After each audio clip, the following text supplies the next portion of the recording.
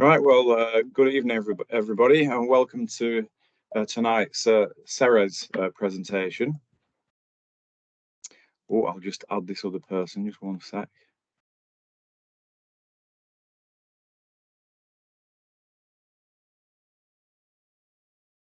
So tonight's speaker is Joe Hanley, who is a social worker and a lecturer in social work with the Open University. So his background is in adult services, and Joe is also undertaking a doctorate, according to your profile, so I hope that's going well.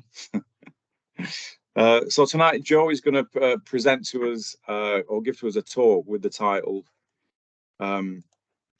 Teach First, Transform Society and Policy Networks in England.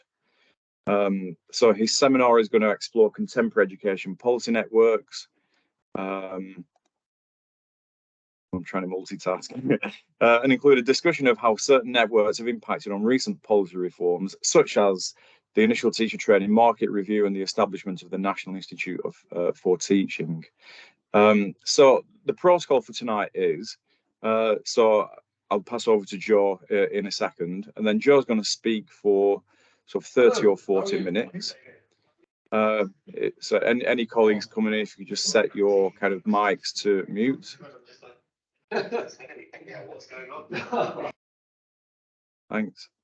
Yeah, so Joe's going to speak for 30, 40 minutes, and then we'll have the last 15 or 20 minutes as a question and answer part of the session. So colleagues can I will monitor the chat, so you can either post questions in the chat function if you want, or at the end, if you want to kind of raise your hand using the raise hand function, you can ask your question directly to Joe. So without further ado, I will hand proceedings over to you, Joe. Brilliant. Thanks, Craig, and thanks for having me. I'm going to turn off my camera because I'm going to be presenting slides anyway, and just because my internet's been a little bit ropey today. But I'll share these slides. Let me know if it doesn't come up as a presentation. So that should be up now as a presentation, right? Yeah, that's good. Super. Yeah, so Craig gave me an introduction there. You don't really need me to go through all that again. I'm going to start this seminar, the session, with a story. So apologies to those of you who follow me on Twitter and may be sick of hearing me rave about this story, but I guess then why are you here if not to hear this? I'm sorry in advance if there's a particular project or area that you're hoping I'm going to cover or talk about today and I don't. There's really just so much to all of this, and sometimes my tangents might not be those that you want, but I encourage everybody to follow their own tangents in this kind of area, and something that I'll come back to at the end. So just kind of starting this story, we'll start with Teach First. So I'm sure everybody in this room is aware of Teach First, but founded in 2002 by Brett Wigdorts from America, the world of finance. He was working for McKinsey in London, doing work directly for businesses there. And this is based on that model of the best and brightest teachers need to come in and kind of save or fix the issues going on in education. Again, I don't need to tell you all about that, really. They've expanded rapidly and they've become much more than their original mission now. In 2021 alone, they were awarded 113 million pound contract extension for their core program, but they were also shared supplier on 9 other contracts ranging in value from 1.2 million to 250 million. And this is despite quite a mixed track record in the contracts that they get. So the evaluation of the national tutoring program that came out this week, they were a provider on that, basically saying, I mean, I honestly haven't read the evaluation, but from what I've gathered from the headlines, it wasn't very positive. And, saying that, I don't think that's going to prevent them from getting their next contract. And I don't think anyone else here would think that either. And then big gap here between Teach First and Frontline, but Frontline was founded in 2013. This was based on an IPPR proposal, IPPR, Institute for Policy Practice Research, I think. Sorry if I got that wrong, but it was based explicitly on this, quote unquote, success of Teach First. And it was founded by a Teach First ambassador, Josh McAllister, and I'll talk a bit more about him in a bit. But again, it was based on this idea of the best and brightest social workers coming in, getting fast track training. It had a child protection focus rather than a broader social work focus. And McAllister, the founder, tells an interesting story about how he actually called in sick to his new job as a teacher to go meet Andrew Adonis and Michael Gove to plan Frontline. And although I think I've heard Adonis tell this a bit differently, he talks about how McAllister was handpicked to run that organization and it was formulated already prior to that meeting. So there's different ways that story is told. But I really think that Josh McAllister and his quick escape from teaching, literally calling in sick to escape from teaching, he's like a poster child for Teach First retention. Then in 2015, this was another IPPR proposal. It was for fast track mental health social work. And that proposal was written by Jonathan Clifton and Craig Thorley. So Jonathan Clifton was actually also a co-author on the Frontline proposal with Josh McAllister. And his co-author, Craig Thorley, and him are both now Department for Education advisors, even though Think Ahead is actually focused on mental health social work. And then we're moving on to Police Now. So this was also in 2015. So you can see it's kind of picking up pace, this movement. Again, it was based on the quote unquote success of Teach First and Frontline. It's funny that these things were being proposed based on the success of Frontline as well as Teach First, when Frontline, I don't even think its pilot had reported at this stage, but if it had, it was just the pilot, and that was a mixed pilot anyway. But this Police Now was started by David Spencer and Tor Garnett. And notably, Tor Garnett's mother is Dame Julia Cleverdon, longtime patron of Teach First. And she's also worked closely with now King Charles in charities. And King Charles, as you might know, is also a patron of Teach First. And the proposals for Teach First were developed while Wig Dortz is working at McKinsey, doing work for one of the Prince's charities. And if you've been paying attention, King Charles or Prince Charles, his charities haven't been getting the greatest press recently, for example, in relation to the Cash for Honor scandal. But obviously, King Charles is a pretty strong advocate for Teach First and transform society. Anyway, I digress. Then you had Unlocked graduates in 2016. So this was prison officers and other fast track high flyers, best and brightest project. And this was started by Natasha Porter, another Teach First ambassador.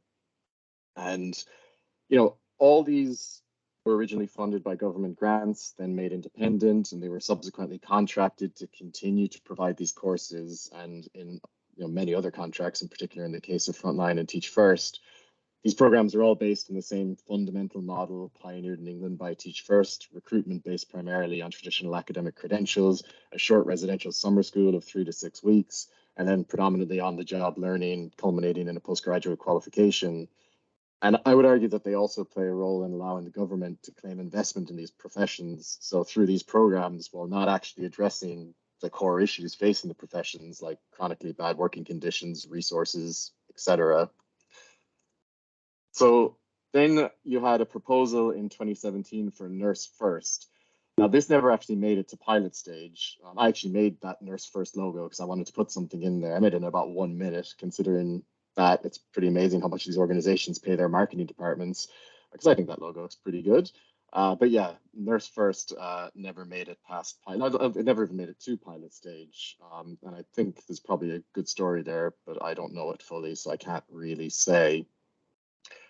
Since then, there's been a real perpetuation of this model. So you've got Now Care there, that's currently being piloted, and it's based on the same fast track model for registered managers in care homes. So this is a partnership between Transform Society, who I'm going to get onto in a second, and CareTech. CareTech are one of the biggest private providers in the UK, both children and adults care homes. And essentially it's a proposal, I see it as a proposal anyway, to use public funds to train their managers, which I can understand why CareTech would want that. And the next three that are listed here, as far as I know, have no official affiliation with Teach First, but they do kind of show how much that meme of wanting to be like Teach First has perpetuated in society and policymaking. If you want a contract, you want your proposal to get attention, claim that it's going to be like Teach First. So you've got public practice, that's based in public planning, and they claim to be explicitly based on Teach First. Minds Ahead, that's for mental health school workers. Again, they bring up Teach First as kind of an inspiration. And then Lead First, which might be the most bizarre, but it's a army-based program that says as long as you're high potential, they offer that after 8 weeks of a fast track course, you'll be given responsibility. This is a quote. You'll be, quote, given responsibility for leading and managing soldiers after an 8-week course, as long as you're, this high potential best and brightest people. And I got to say, it kind of feels reminiscent of the old school putting nobility in charge of the army rather than choosing people from within their ranks, something I kind of thought we'd moved away from. And yeah, all these are based on the idea of talented people needing less training, more incentives, and more responsibility, and short residentials, which, taking people away for these short residentials where they can be molded kind of quickly without outside interference. And obviously, there's more to it than this. Most of you probably know that Teach First was founded in part by the success of Teach for America, which was really that big start of the philosophy of blaming individual teachers for systemic issues, something used by Teach First Frontline with social workers, etc. Interestingly, more and more as these organizations come to occupy the professions that they criticize, they're having to be a little bit less critical of the specific professionals, because if they were, they're implicitly criticizing themselves, because their people are starting to make up so much of these professions in social work, because it's a much smaller group, much smaller profession than teachers. It's becoming quite a large amount quickly. And then there's also the Teach for All network. So this was set up by Teach for America and Teach First to take their model global, and they now have 60 partners across the world doing similar things to Teach First, many in developing countries, with the promise that their education systems can be, saved by an influx of talented teachers.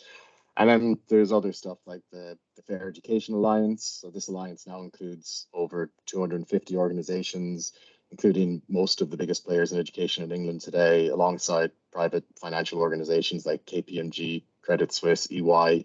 I'm not going to go too much into the private financial side of things today. I could easily talk about that in a whole other presentation that goes on for hours. But sticking with the Fair Education Alliance, despite its growing membership, Teach First influence over Fair Education Alliance remains clear. They were a founding organization. Their founder and current CEO are both represented on the board. The former lead of Teach First Innovation Unit acts as CEO of the Fair Education Alliance. So it's, in my mind, it still very much seems like a Teach First alliance. And then there's Transform Society, working somewhat in the background, but acting as kind of a network for a lot of these organizations. And I'm going to get onto them in a bit more detail in a minute. So as with any story in the real world, not in some think tank proposal, short newspaper article, marketing promotion, or anything like that, the real story is far more complicated than what I just laid out there. This is actually a snapshot of Frontline on the left and Teach First on the right. So this was a network mapping project I undertook with some really great colleagues who I'm going to mention: Caroline Bald, Christian Kerr, Robin Sen, and Cal Webb. And this was started with a focus on mapping the networks across children's social care, but then expanded into education, because with the Department for Education, the connections were just so many and numerous that we couldn't avoid going into education. And I'm pretty sure by the time we were finished, the education connections ended up being more developed than children's social care.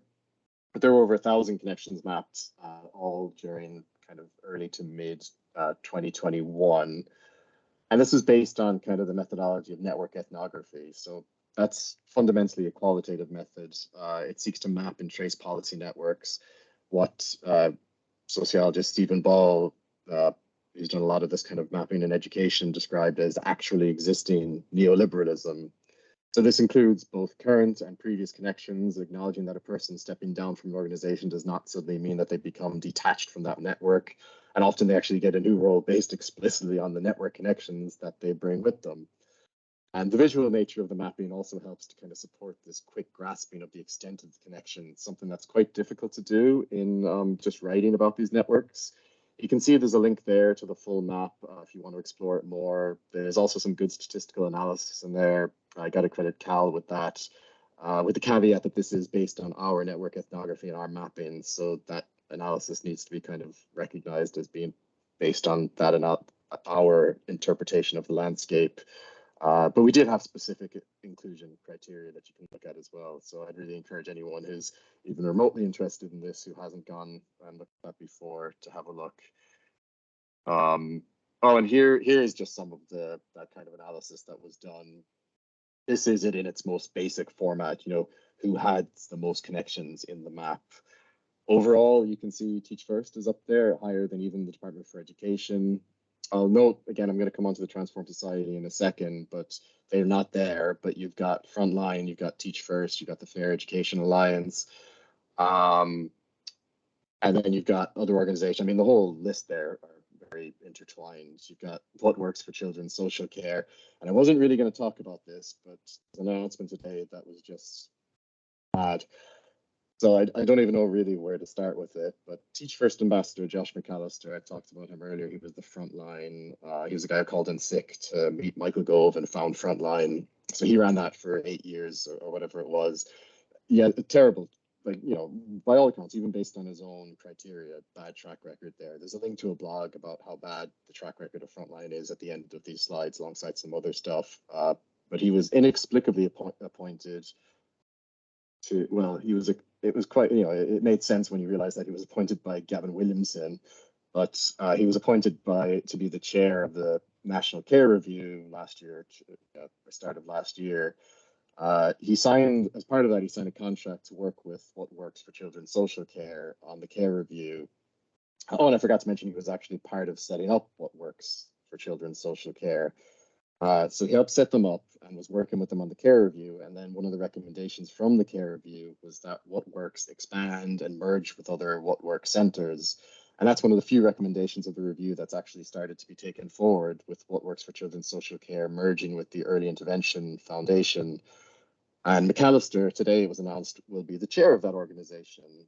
And the only other major recommendation that's been taken forward from that review so far really is the more leadership training for social workers. And a contract was won recently jointly by Frontline, McAllister's previous firm, and What Works, McAllister's new firm. I don't know if you could actually follow my rant there, but it gets so convoluted in these networks. And that's actually why I think the visual representations can help. And while we're at it, just to say, the mapping that we did doesn't cover personal relationships. Some other mapping does, like some of Stephen Ball's mapping does.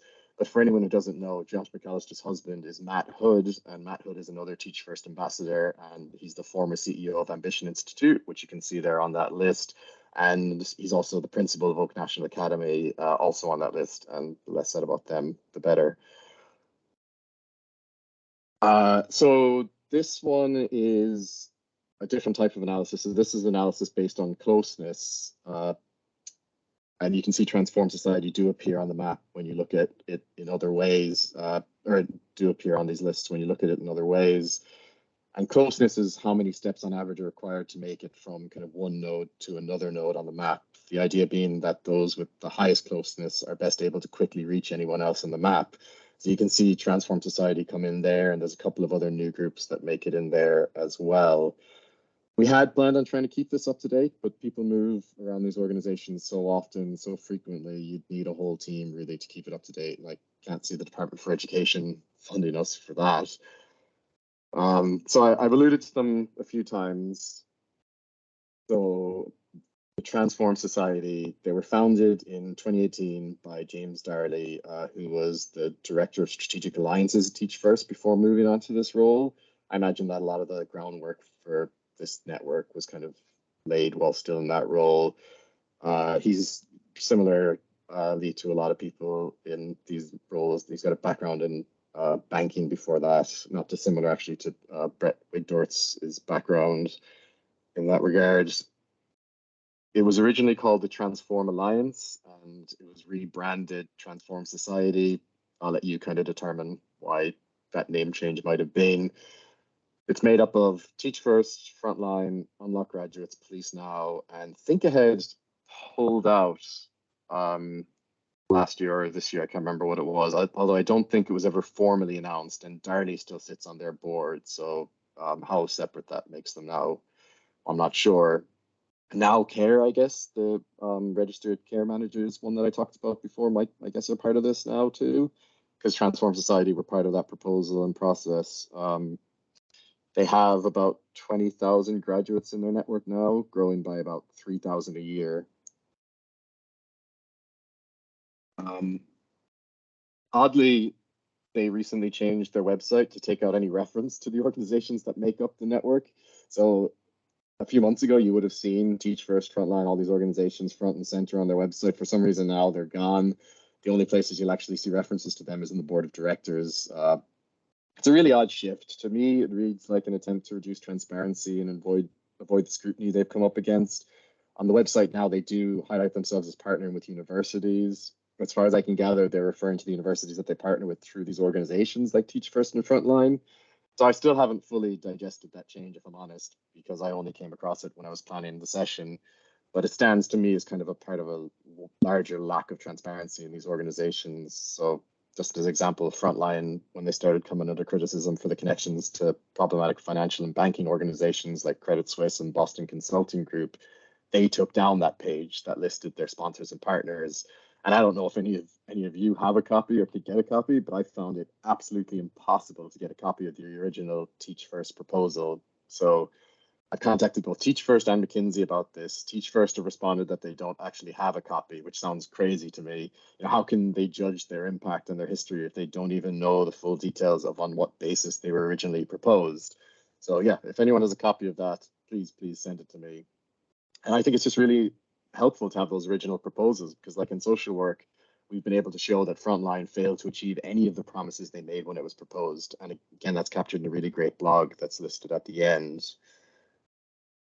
So you can see there the goal based on those quotes from Darley. You know, their model is to position, this is their explicit model, you know, they say this, their model is to position their people to the top of leadership positions, you know, bringing the ideology of saviorism and neoliberalism, and probably most importantly, ongoing support for these organizations with them. You know, if it's a goal that's been expressed by these individual organizations as well, but here it's very explicitly made by Darley there in both of those quotes you can see.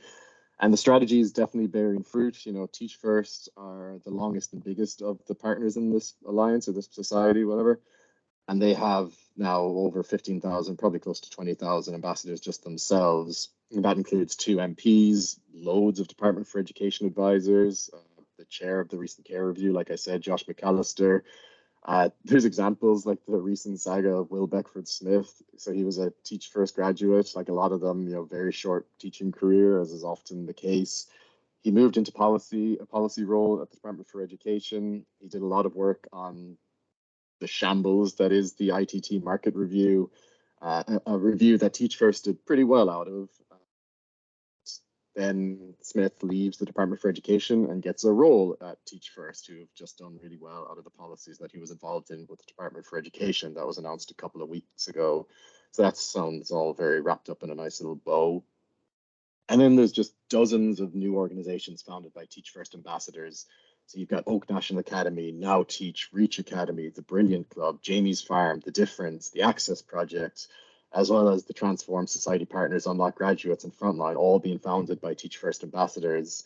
And Teach First have their own like innovation unit to promote these organizations. And so this is again part of that kind of strategy of, you know, I don't know, for want of a better word, colonization of the professions.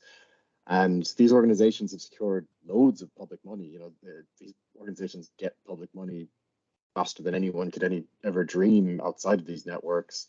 And obviously the UK procurement process is a joke anyway. It's not real competition if the government literally writes a tender that's targeted at an organization. And, you know, if these organizations were having the transformational impact that they claim, then that would be great. You know, but the problems that are facing the teaching profession and other professions persist, and arguably they're perpetuated by the ideologies of like saviorism and what works that are promoted through Teach First and its subsidiaries. And meanwhile, the government can continue to claim, you know, investment by promoting these organizations, but doing little else to actually improve things. And, you know, this isn't a Tory party problem. This isn't a Tory problem. It's not a Labour problem. Teach First was first commissioned by Andrew Adonis, a Labour minister, Frontline by Michael Gove, a Tory minister, Think Ahead by Norman Lamb, Liberal Democrats. You know, and Teach First were also well represented at both Labour and Tory conferences in the last month. So to me, it's about networks and networking. And it's not just political networking or financial networking, but it's media networking as well. You may have heard of the Times Top 100 Graduate Employer lists. If you have looked at the marketing for any of the Transform Society partners, you would have, because the Transform Society are partners, Frontline, Teach First, Police Now, etc. They're all regularly represented in that list. I think they're always represented in that list. Teach First usually quite high, and it's used as a key metric of their success in their marketing and by politicians who promote them. But what is less talked about is the fact that the editor of that list actually sits on the Transform Society board, making all of this much less impressive. You know, it feels to me like marking your own homework by saying these organizations should be on that list when the editor sits on your board. And honestly, the media connections, again, within these organizations are things that could have their own hours and hours presentation all on their own. I did want to put in a slide about the business connections. I'm not going to talk about these in depth, but these are some of the most scandal-ridden organizations in society today. Just Google any of them with scandal. There's no lack of reasons why they shouldn't be anywhere near public professions, but these are some of the organizations that are partnered with Transform Society organizations. And it was described to me before that these organizations, like obviously it's helpful for them to get connections through Transform Society partners. It's helpful for Transform Society partners to get connections through these businesses and financial connections or financial investment as well. But it was described to me as well that these organizations, because of what they kind of get up to in other parts of society or the world, they use these organizations to launder their consciences. So the idea is that, you know, we feel good about the fact that we're helping teachers by supporting Teach First, while at the same time, you know, getting up to all sorts of scandals in Africa or in the UK, you know, especially during the pandemic. Quite a few of these companies were not up to great stuff during the pandemic. And something that's really helped me to come to grips with all of this and develop an understanding of these networks beyond, you know, sometimes when people start pointing out these networks, you get told, you get told by some people that you're engaged in conspiracy theories. Other people, well, networks are, that's just the way the world works. And actually, often it's the same people saying both things. You know, it can't be both. Either networks is the way the society works today, or it's conspiracy theories to suggest that these networks are all just working together in that way. But Manuel Castells, he's a Spanish sociologist, and his work on the network society. So there's a link in an article there I wrote about society and social work based on the work of Manuel Castells, but a very quick summary of his theory, missing 100% of the nuance because I'm aware of time, but because he's written dozens of books and articles and stuff on this. But Castells argues that today we live in a society that's dominated by networks, and that the central organizational unit of today's society is networks. So not individuals, not organizations, not collectives, but networks. And these networks are primarily about exclusion, not inclusion, despite the fact that networks are often thought of as inclusion focused. So some of the things that kind of really helped me from that analysis were how he describes kind of the closed culture and logic that ends up dominating these networks, these closed insular networks. So the people in these closed networks, they share so much ideology and even training backgrounds, if we want to talk about Teach First networks, which is what I am here today. They share ideas within these networks. The ideas get reaffirmed and reshared within a relatively small group. And then they become eventually self-evident ideas, you know, and regardless of the rigor or evidence behind them. And this can happen slowly over time. Increasingly, it's happening rapidly and being perpetuated by modern information and communication technology. So like the idea of Oak National Academy was needed urgently during the pandemic and worthy of immediate Department for Education funding. And this was ostensibly started in a WhatsApp group of educators and then shared with the Department for Education and then very quickly funded. And since then has grown and grown and now is an arm's length body of the Department for Education. And I don't know about any of you, but if me and my mates came up with an idea that we thought was good in a WhatsApp group and worthy of funding, I couldn't just send it to the Department for Education and expect to get immediate government funding, whether it's a pandemic or not. So understanding these insular networks can help to understand why the solutions and reforms put forward by those in these networks sometimes seem so tone deaf and illogical, and also why those in these networks can feel that the criticism that they face is similarly nonsensical. They're operating based on a very different set of rules and logic, and even what Castells described as culture and different morals. So even basic concepts like failure don't mean the same thing to those in these networks as it does to most of us here. Like to you and me, failure is a bad thing. For those within these networks, the idea of failing is kind of worn as a badge of honor. It shows you take risks. It's valued, even when it costs millions in public money and does unknown damage to the professions. So you get people like Josh McAllister, whose career is mired in failure, but just goes from role to role, always up. And so I applied this to social work in that article that's linked there, looking at a few individuals in particular, including McAllister. You can read it at that link. There's also some challenges there related to this analysis that I laid out in that article. So the first one is to work together to identify and challenge dominant networks. So Castells says that one of the first things you need to do, especially if you're looking at individual contexts, is to identify oh, I hear somebody talking. I wasn't sure if that was Craig. But yeah, to identify networks and based on the specific context. So I'd suggest that that's what we've done here in relation to education and children's social care. And then also just transparency, the idea of like, if you get asked to engage in these kind of policy discussions behind closed doors, refuse. That's, there's too much policy making that goes on behind closed doors with very little information that comes out. There's a couple of other challenges there in relation to networks of hope and building our own networks. But I think I'll probably just stop it there and open up for a discussion. As you can see, there's a bunch of links at the end there. I don't know if these slides are actually going to be shared. So I don't know, maybe putting those links at the end, link like that was bad. That didn't make sense. Maybe I'll let Craig jump in on that. But I'm going to stop presenting based on that. And hopefully you can all still hear me and I haven't been talking to myself for the last half hour. No, not at all. Wow, Joe, what a what a refreshing presentation. That was excellent. And just on the theme of the slides, yes, I like to post copies, obviously, if you're happy for us to do so, on the Ceres site. So once you send me your final version of the slides, I'll post them on the Square site so people can access. Yeah, definitely. Them. Yeah, definitely. As you can see, I kind of put those links at the end, assuming the slides would be shared. It was only when I got to that slide there, I thought, actually, are these going to be shared? How does this work? Okay, yeah, that's fine. That'd be great.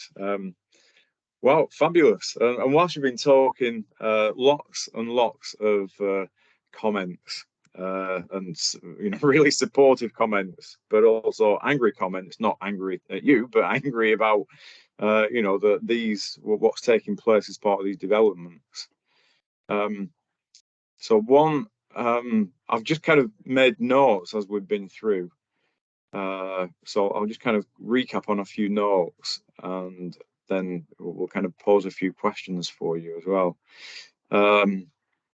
So Lisa Kelly mentioned that basically these organizations are breeding grounds for homogenous yes men to deliver the tick box objectives. I'll just let this person in. Yeah, Alison Tasker, it all feels like smoke and mirrors. Completely not at all what I trained to be a social worker as. I've always been expected to be open and transparent. So I've been naive maybe, or her ethics intact, absolutely, but not necessarily these organizations. And again, Paul Hopkins has mentioned, so this is neoliberalism in action, as you mentioned in relation to Stephen Ball. A reduction of accountability and transparency. The movement of funds from government, public to private hands, often at much higher per capita costs. And as somebody mentioned earlier as well, that these organisations trade as charities as well. So it's anyway, lots of yeah. So Sarah Stedman has put brilliant, Joe, but depressing. Right, so I have obviously I've got a question, but I don't really like diving in as chair because it's well, it's not cricket. So does anybody want to start with a question for Joe based on you know, what he's spoken about or what he's kind of provoked you to think about? There's one there from Alison that I've just seen. Sorry, I see there's a lot in the chat, and if I start reading the chat, I won't be listening to what you're saying. So Yeah. I know, but I see one at the bottom that from Alison, which is it hopeless then? And I mean, I definitely wouldn't prescribe, you know, to that. I don't think it is hopeless. I think that one of the things since I've stumbled upon this, I'm not going to bore you with the story of why I started getting interested in networks, but is just how much people, you know, that this makes sense to people, these discussions. It's not, once people hear about it, they're like, oh yeah, that makes sense. And I think the stuff we've seen from the government recently, you know, Liz Truss's Tufton Street and during the pandemic and everything, we've seen networks kind of in action getting like high profile media coverage. So I think that that's helped make people more amenable to these kind of discussions. But it's not just about, you know, there's networks of, well, let's call them dominant networks for want of a better term, but there's also networks of hope. Just thinking about this meeting right now, this is a network of hope. These are, you know, where we're coming together, we're sharing a collective outrage, we're sharing our collective anger, but also, you know, hopefully our collective hope in changing things for the future and making things better. And again, Manuel Castells writes quite a bit about, you know, networks of hope and networks of counterpower. And you know, counterpower is working to change the rules and logic of society towards something else, something that is perceived as better.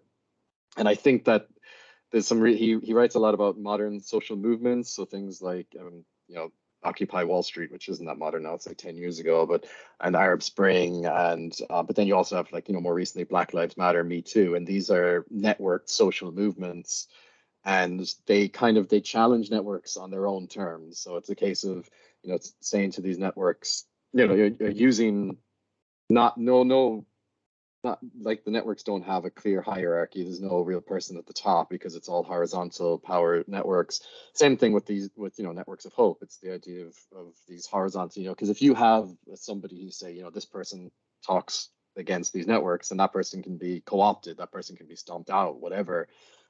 So yeah, I think if you really want to kind of get more on that, if you read that article that I wrote about networks of power and counterpower and social work, I'd delve into that a bit more. If you really want to get really far into it, you can read the 3-volume, 30,000 tome that Manuel Castells writes about networks. But he has more recent stuff that's shorter. But yeah, so I wouldn't say hopeless, and I think that, you know, it's once you start pointing this out, it's so obvious to people that, you know, there's just something isn't right at the moment. So yeah. Well, Lisa has just posed a question which kind of links into the one that I wanted to ask as well. So if I can hijack your question, Lisa, and corroborate it rather than hijack it.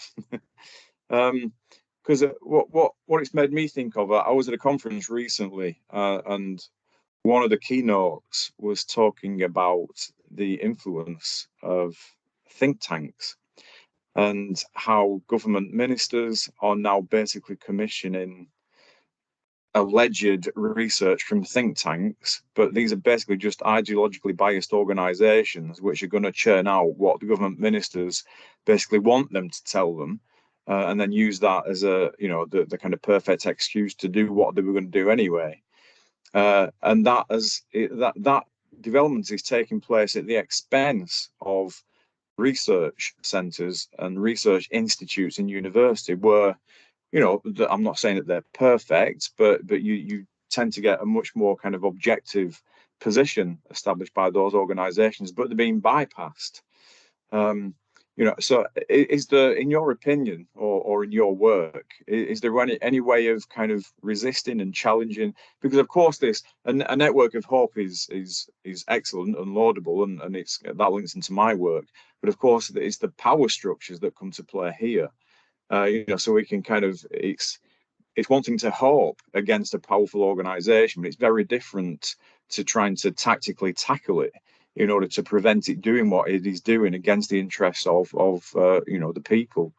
So are there any examples or any thoughts that you have about how we can maybe try to stem this development of ideological bias?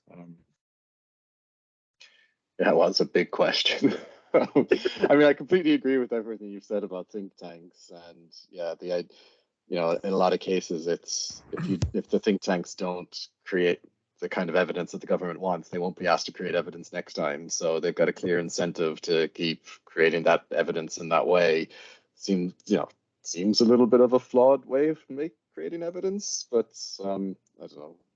It's really tough because these types of things would be so iterative and so gradual, and again, it's not a case of trying to say to people, this is what you should do or shouldn't do, because it is about building those links and then kind of coming up with ideas and things as you go.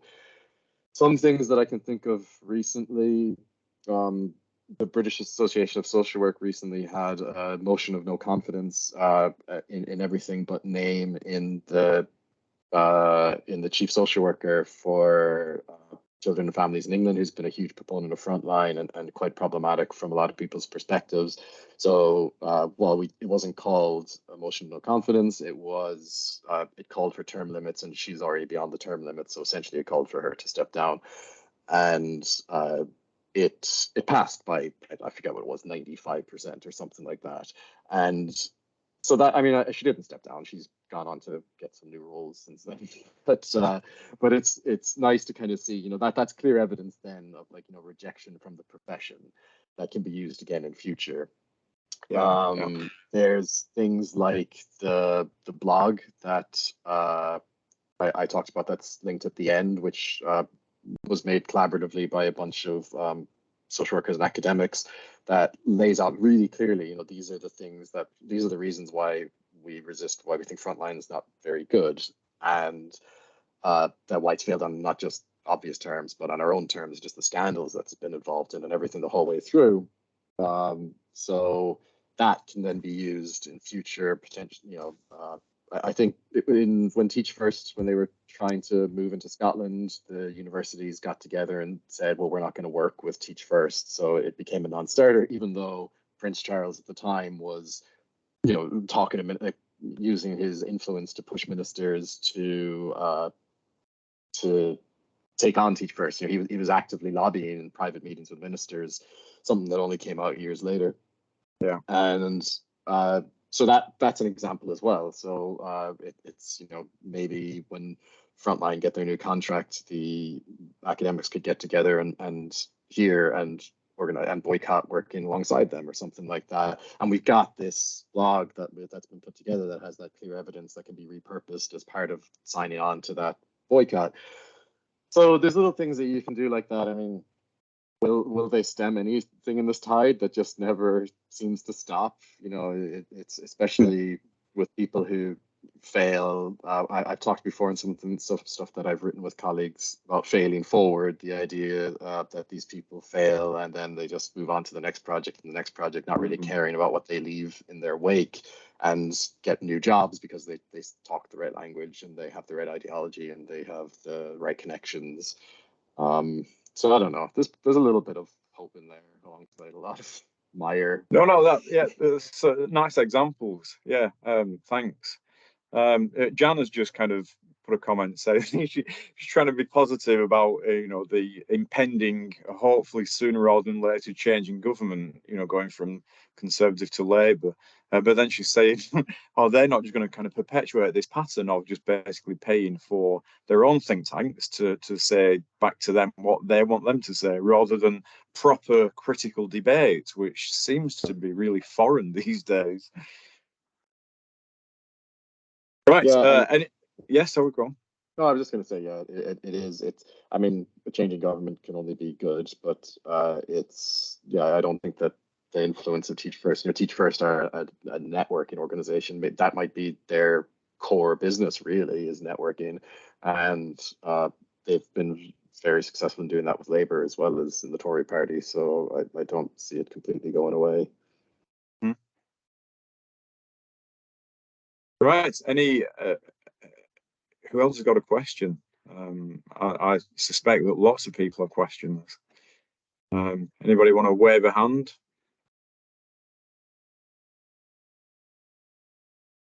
I mean, I completely agree. The amount of public funding invested in all this is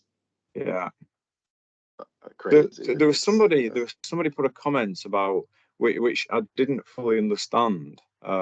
Amy Quickfall saying marking your own homework would previously not have been tolerated, or our societal expectations of government and those in power eroded.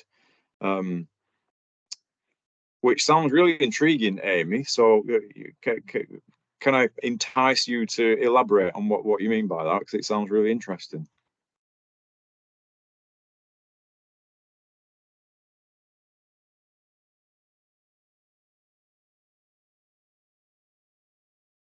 I'll say that as a no. Oh no, she said she will try. I think he meant right. if you wanted to come on mic, Amy, but you don't have to if you don't want to. Paul, yeah, Paul Hopkins. Yeah, fire away, Paul. Hi, it's a as always with academics, it's a comment disguised as a question, as it were, or a question disguised as a comment. I think I'd argue that all of this really is an end product of neoliberalism, 50 years of neoliberalism. I mean, that whole movement, I mean, mention the T word now, post-Thatcher, has been towards this movement of, public bad, private good, even when we know that most of this private is actually basically public funding. And say, look at things like Ambition Institute is a classic example. 70 to 80% of their funds come from the public, they're portrayed. Oak Academy, another good example recently. Teach First, etc. At the heart of all of this. So I think in a sense, my question would be, and this is why I don't think things changing under Labour, because again, without getting too political, there was a hope of change politically, and that's been squashed. And I don't see current Labour changing anything dramatically in neoliberalism terms because it's been signed up to those kind of premises. So do we actually need, I mean, is it time for revolution, not just, anything else? I mean, seriously, in that sense, does this have to be almost the French solution? Is the only real change going to come when there's a take to our streets? As we're seeing a little bit now from, I mean, look at the soup on the flowers recently. It's just very interesting for me that was something which has caused a reaction, and has been something. Do we need? And this is where I say, yeah, go Scotland, who actually stood up and said no. The reaction to KIP in the US, where people have actually started to say no, there is an underpinning racist strand to this. It needs to stop. I do think in many ways we need to have more than just passive networks. We need to look at ways of organizing and resisting. I don't know how, and I don't think I have the personal influence, but I've got my burning torch ready if someone else can organize it. Oh, I love the optimism, and yeah, definitely. Any thoughts on that, Joe? I have to finish my doctorate first, and then. I mean, yeah, maybe. I mean, I find myself more and more joking with people about like, oh, do you want to do this next year? And they say, well, society will have collapsed by then anyway, so there's no point in planning it. And it's that joke is becoming less and less funny and more and more possible. And yeah, so maybe it's the kind of thing that logically, Paul, you're right. It probably would be like if I actually stopped and sat down and and you said, yeah, we probably should just be taken to the streets at this stage. I mean, because how much further can it be pushed? But then, yeah, the practical side of that is incredibly complex and how it all gets pushed forward. So you're probably right. We probably are at that point, especially, I mean, you take things like climate change into account. Like, we're past the point where we should be in the streets, really.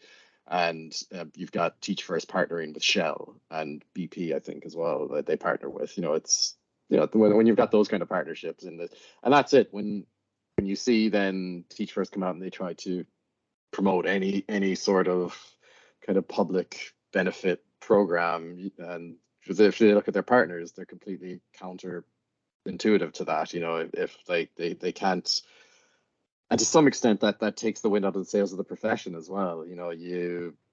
I'll speak about social work for a second, but if we promote this elitism of the best and brightest, they need to, we need those people, and they not only, it doesn't matter if they're middle class white men, but we need the best and brightest, and they should be given extra money, extra privileges, quick networks, or quick rises to management, leadership, network connections, and everything like that, because they're the best and brightest.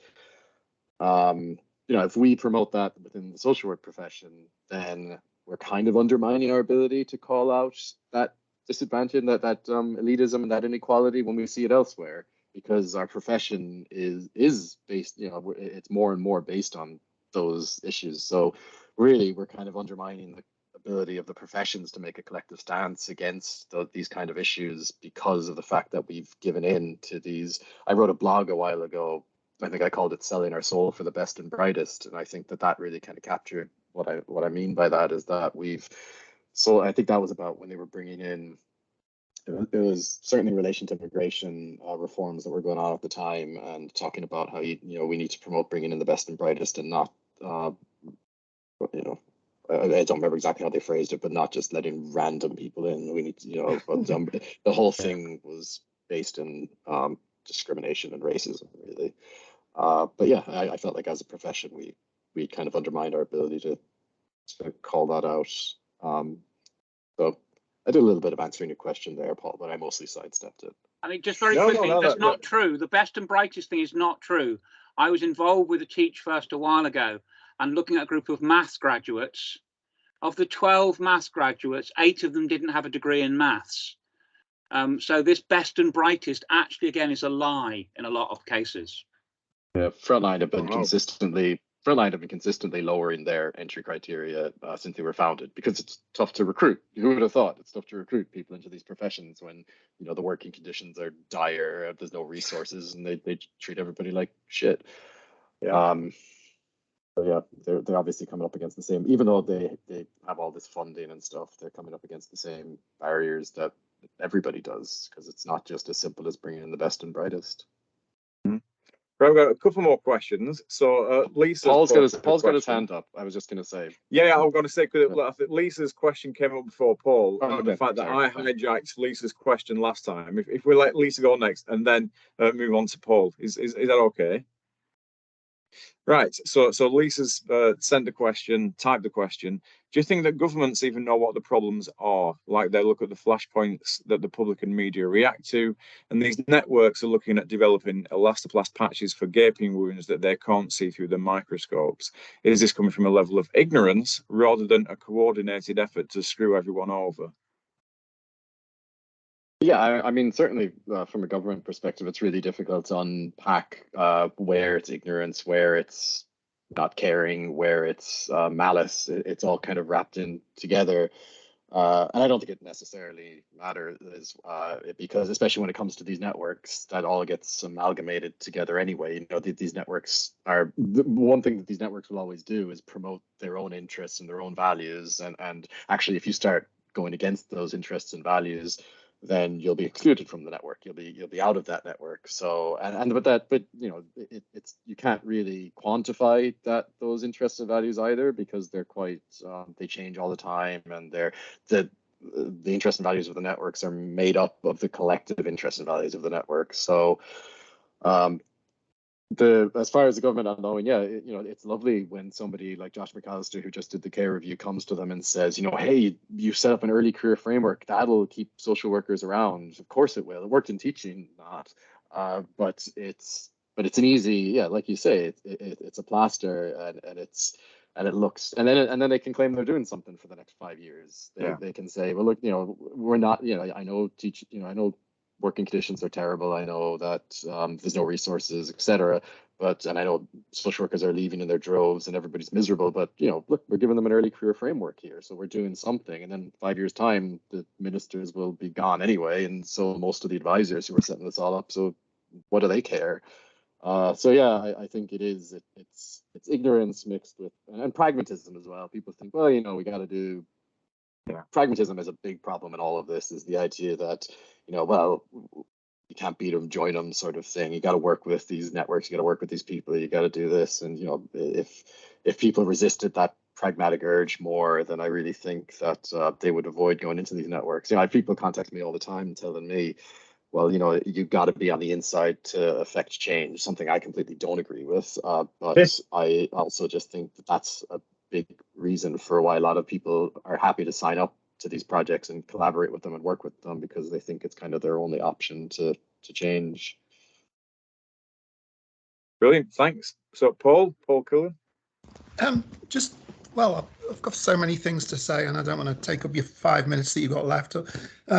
Just confirm what Paul said before. I worked at Teach First in the Northwest for many years, well, 6-7 years, and many of the people on the maths course there wouldn't have got on our postgraduate course because they didn't have a maths qualification post A level. And in fact, where they couldn't get a placement for, say, a history participant, they made them change subject halfway through the summer institute. So they made them into English because they couldn't find a history placement. It scares me, the connections and the way you've outlined all these different connections networks. It's scary, really is scary. But I just wonder, on the more economic level, Teach First is not an economical way of producing teachers. I don't know what they get. They get 15,000, 16, 17,000 from the government. That's not counting the salary. And they'll stay for 2 years. The marginal cost of a Teach First employee is huge. So few have stayed in Merseyside. There's very, very few Teach First who stayed as teachers.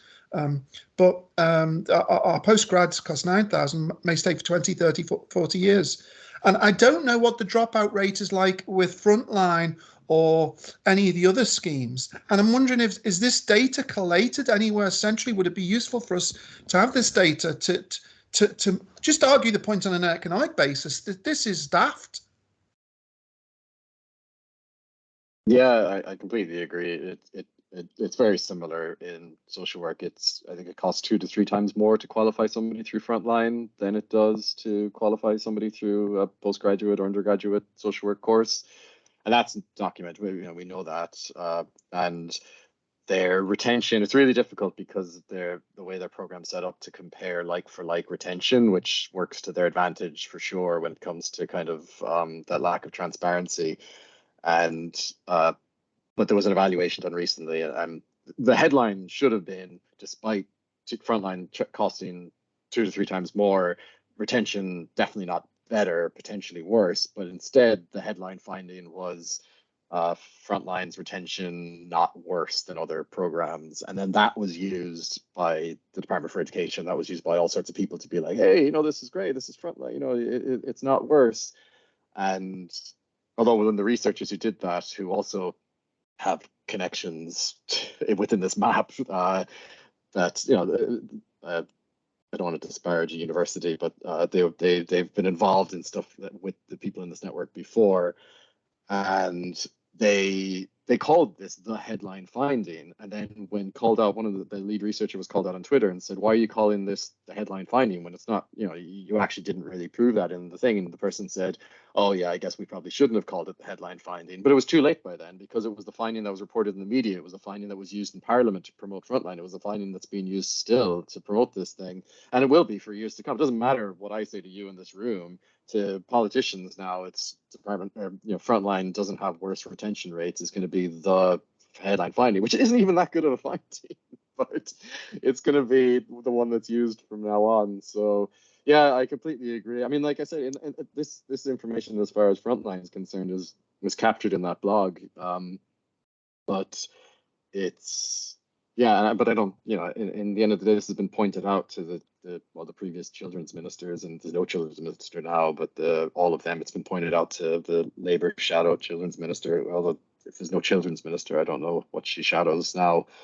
But it's so it's been pointed out, it's there, it's available, but all the other factors and influences, I guess, make it less important.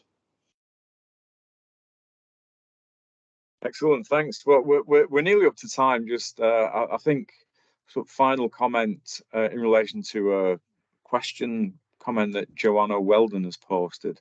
where she says that could it be the case that these networks have grown in strength partly because of basically the chaos generated by a Conservative government imploding under the lunacy of Brexit.